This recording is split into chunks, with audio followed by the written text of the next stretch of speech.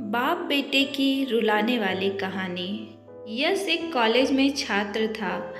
उसने एक डीलर के शोरूम में एक सुंदर स्पोर्ट्स कार देखी थी और वो लंबे समय से अपने लिए एक ऐसी ही कार चाहता था।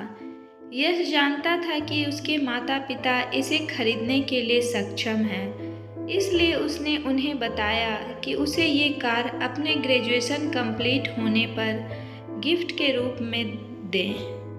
देखते ही देखते वो दिन भी आ गया और पिता ने यश को अपने निजी कार्यालय में बुलाया। उन्होंने उससे कहा कि मुझे तुम्हारे जैसा अच्छे बेटे होने पर बहुत गर्व है। उन्होंने उसे बताया कि वह उससे कितना प्यार करते हैं और उसे एक प्यारा रैपर से लिपटा हुआ उपहार दिया। यश उस छोटे से गिफ्ट के डब्बे को देख निराशा महसूस करने लगा, लेकिन वह जानने के लिए उत्सुक था कि ऐसा क्या था उस बॉक्स में। इसलिए उसने बॉक्स तुरंत खोला और उसमें एक लाल कपड़े से लिपटी भागवत गीता देखी। आप इतने अमीर हैं और आप मुझे केवल एक गीता दे रहे हैं?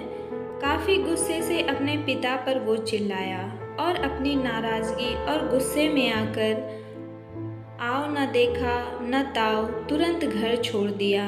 काफ़ी साल बीत गए। यह सब एक सफल व्यवसायी बन गया था। वह अपने जीवन में खुश था। उसकी शादी हो चुकी थी और उसके 2 बच्चे भी थे। उनका परिवार एक सुंदर घर में रहता था, लेकिन उसके पिता के साथ टूटे रिश्ते के कारण उसकी आत्मा अभी भी आहत थी। यश अपने पिता का घर छोड़ने के बाद कभी उनसे मिला नहीं था।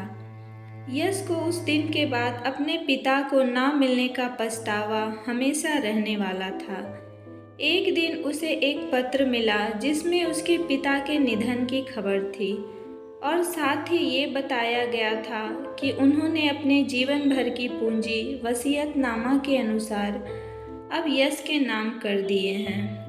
अपने पिता की सारी संपत्ति विरासत में मिली तब यश अपने पिता के घर पहुंचा और कुछ महत्वपूर्ण कागज की तलाश करने लगा और गलती से उसे वही भगवत गीता का उपहार लिपटा हुआ मिला, जिसे देख उसे फिर उसी उदासी का एहसास हुआ।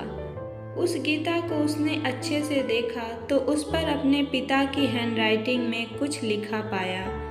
उस पर लिखा था, मैं खुद को बेचकर भी हर सपना पूरा करूँगा तेरा, बस तू सपने जरा बड़े देखना। ये बोल रहा बाप नहीं, जिंदगी का सबसे पहला दोस्त तेरा। ये कविता पढ़ी ही थी कि अचानक उस किताब से एक चाबी गिरी, जिसके ऊपर लगे टैग पर उसके ग्रेजुएशन होने की तारीख के साथ कॉन्ग्रेचुलेशन और आई लव यू लिखा हुआ था। यश के सर के ऊपर से उसके पिता का साया तो पहले ही उठ चुका था और आज उसकी ज़िंदगी की सबसे बड़ी गलती के बारे में जानकर उसके पैरों के नीचे से ज़मीन खिसक गई। एक दिन यश की आंखें और रूह दोनों पछतावे के आंसू रोए। तो दोस्तों, मेरी स्टोरी आप लोग को कैसी लगी? अगर पसंद आई हो तो प्लीज़ लाइक करें और ज़्यादा से ज़्यादा ज़रूर शेयर करें। तो मिलती हूँ नए नेक्स्ट स्टोरी के साथ।